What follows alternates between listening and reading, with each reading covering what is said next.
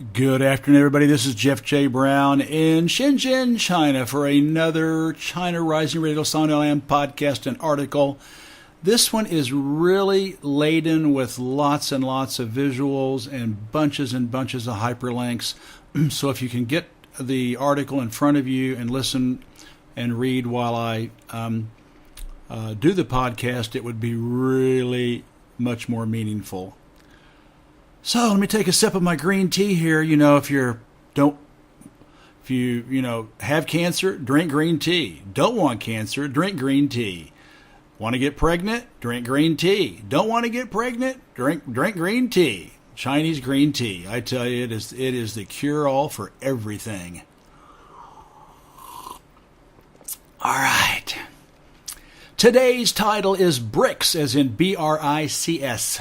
BRICS is Eurangloland's canary in the imperial coal mines.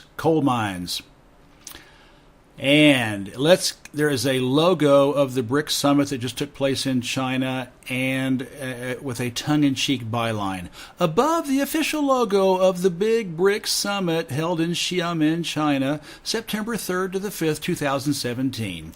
It was reported that there were dead canaries all over the place, covered in coal dust.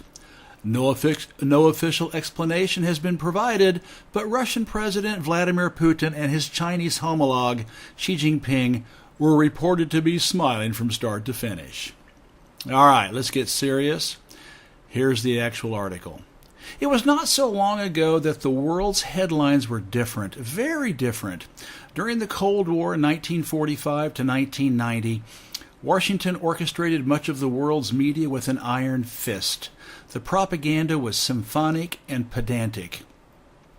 Then there were the communist and socialist countries, principally China and the USSR, who had their sphere of influence at home and mostly in poor, underdeveloped parts of the world. But to be honest, the latter group was like a red flea on a capitalist bull elephant's rump. It was no contest. Since the 1980s, the situation in Eurangloland, and that is, of course, NATO and Australia and New Zealand thrown in for good measure, Eurangloland has only gotten much worse. The Internet was supposed to be humanity's great liberator for truth and justice. The West's owners made sure that that was never going to happen in the mainstream media, which is all that is needed to brainwash the masses behind the Great Western Firewall. The CIA MI6 military complex has tens of billions of off-book dollars and euros to spend on big lie propaganda. Where does it get this ill-gotten loot? By running the world's heroin and cocaine trade. Now you know why the United States will never leave Afghanistan.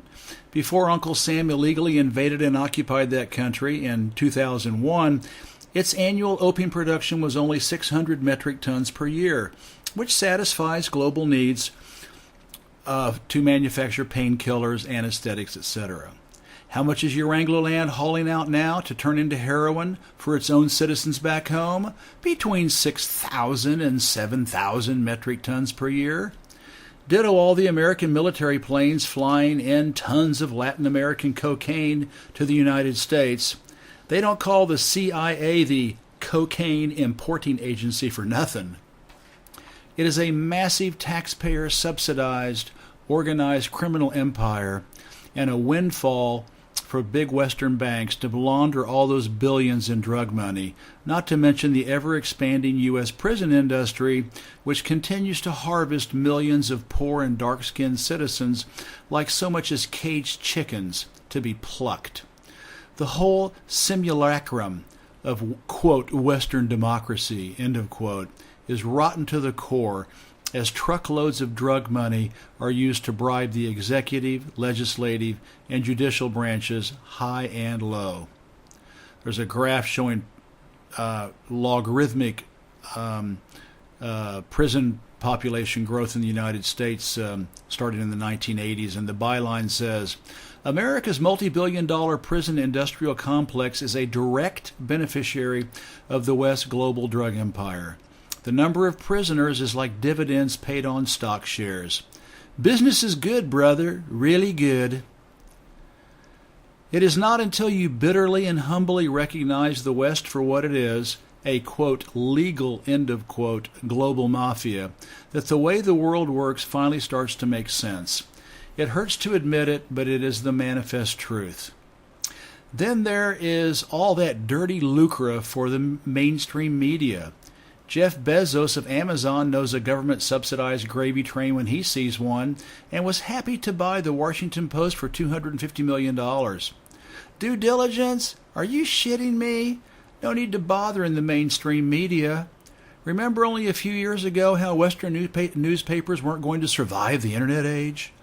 The flagship ones are doing fine, thanks to laundered drug money pouring in exchange for the CIA MI6 military boys to churn out imperial propaganda in print and mostly free content online. Not to mention making sure there is no serious investigative journalism exposing the West's true face and psychopathic ego, Mr. Hyde. So the relentless fascist Western propaganda machine is only getting more terrifying, but the old, limited communist and socialist propaganda system has been replaced by something that is giving Eurangloland nightmares. All those historically anti-colonial countries have morphed into a number of global organizations that are taking full advantage of what Internet can do for, quote, public relations, end of quote, which was Edward Bernays' euphemism for propaganda. There are historical ones that continue to make a difference. Think of the non-aligned movement, NAM, the Organization of African Unity, OAU. Later came the Bolivarian Alternative for Latin America, and the Caribbean, abbreviated ALBA, ALBA, and the Community of Latin American and Caribbean States, abbreviated CELAC, CELAC. They have had their success stories in fighting the good fight against the dictatorship of Western imperialism, exploitation, wars, and false flags. I wrote about each one in my book, China Rising, Capitalist Roads, Socialist Destinations. But like the old generation communist and socialist countries, their impact has been mostly inspirational, not transformative, in knocking Eurangloland's capitalist juggernaut on its butt. However, in the last 10 to 15 years, we have seen amazing alliances forged together. Big bad motherfuckers. The, quote, knock Uncle Sam on his ass kind. With the moxie, military, and economic power to give Washington, London, and Paris more than they ever bargained for. Why? 3 reasons. First, after 500 years of global tyranny, Western empire is going through its natural and predictable decline and eventual fall.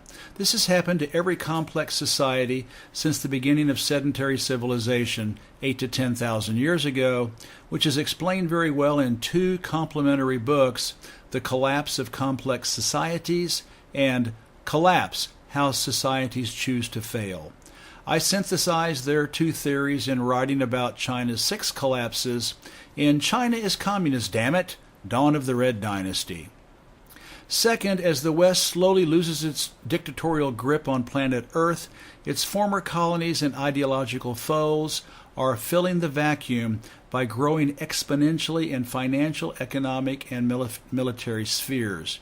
Do Brazil, Russia, India, China, and South Africa come to mind?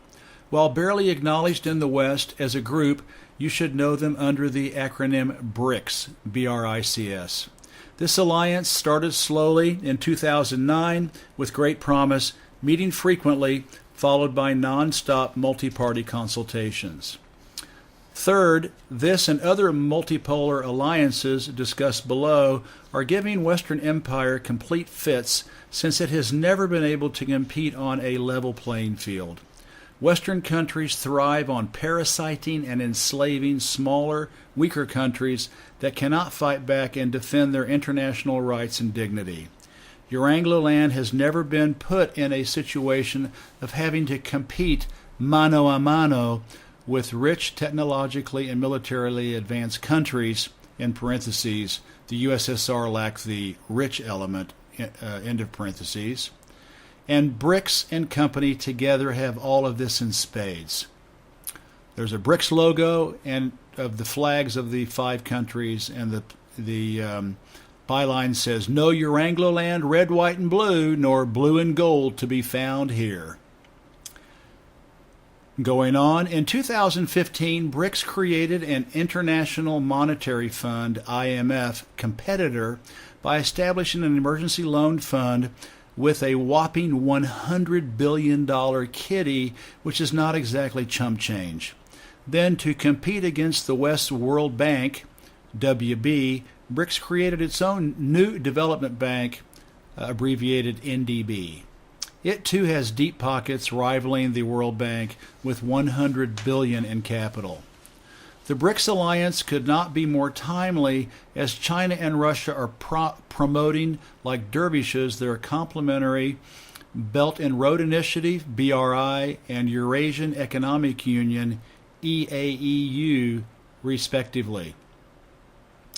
They are slowly melding into each other's orbits, creating a hands-off Uncle Sam trade and cooperation zone anchored in the heartlands of Asia, while stretching from Africa to Europe to Latin America and Oceania. Then there's a map of the BRICS vision, and it says China's BRI is estimated to be adding $1 trillion per year in global economic activity and will continue to do so for another 20 years. Then there is a map of the EUAU, and it said Russia's EUAU is just as impressive and a perfect hand-in-glove with China's BRI. Vietnam is already a member in its free trade zone. Huge Indonesia is also working towards that goal. The countries in sky blue are in discussion to join the party. Similar are Russia's and China's Asian security organizations, the Collective Security Treaty Organization, the CSTO, and Shanghai Security Organization, a cooperation organization, respectively. Put their two maps together and it spells Eurangloland, get lost! A huge step in Asian integration happened recently with the ascension of India and Pakistan to the SCO, historically bitter enemies. Iran cannot be far behind. Then there's a map of the CSTO and the SCO, and the byline says the CSTO and the SCO below, together they more than match Eurangloland's outdated and ill-existing NATO. The dark blue countries are observers in SCO, purple are dialogue partners, and turquoise dialogue applicants.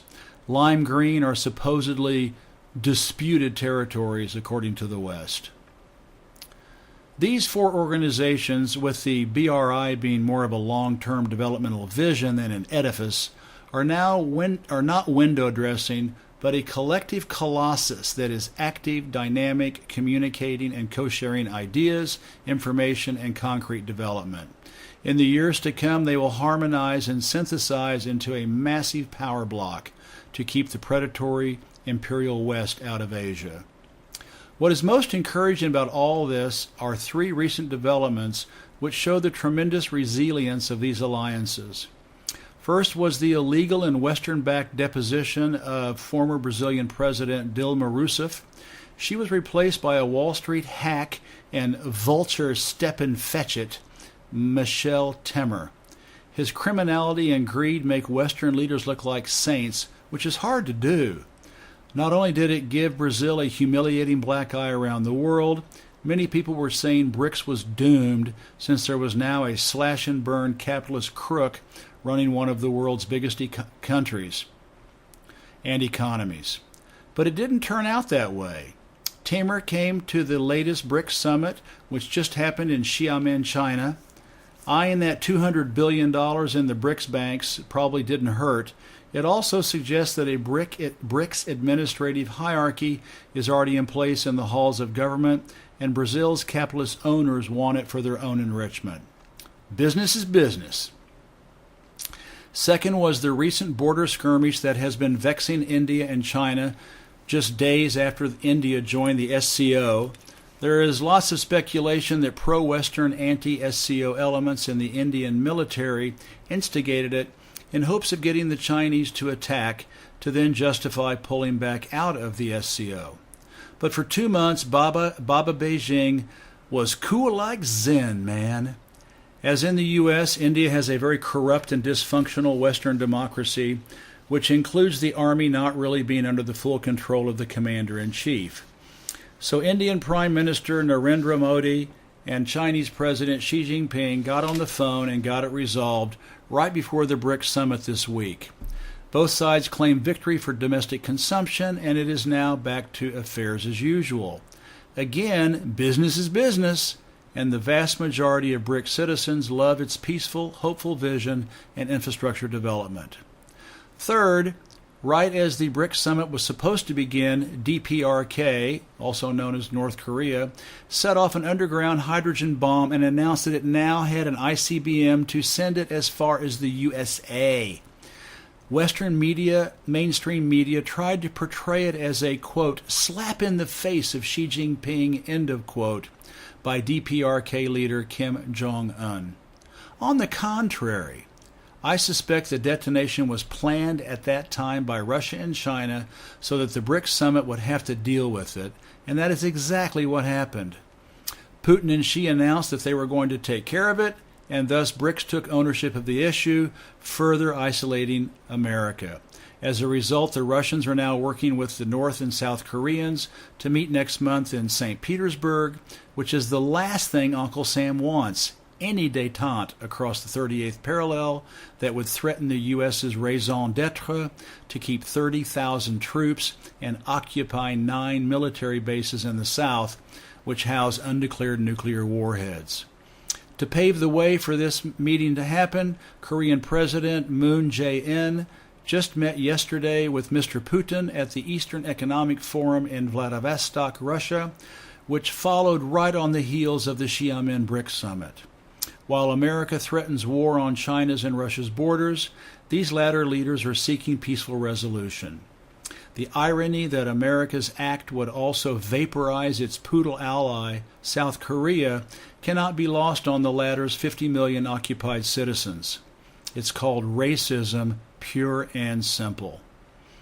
Thus, the resilience of BRICS when the chips are down and its huge boost in profile and effectiveness on the world stage are truly a canary in Eurangloland's imperial coal mines. It is just one more barometer, a geopolitical indicator that Western empire is thankfully losing its dictatorial grip on the planet and slowly collapsing into irrelevance. Humanity would perish with another 500 years of capitalist wars, resource destruction, and genocide. I'm not even sure we can make it another 10 to 20 years. So, get out your pom-poms and cheer with me. Give me a B! B. Give me an R! R. Give me an I! I. Give me a C! C. Give me an S! S. What's that spell? BRICS! Go, BRICS, go! That's all today from Jeff Brown, China Rising Radio Sinoland in Shenzhen. Have a wonderful day.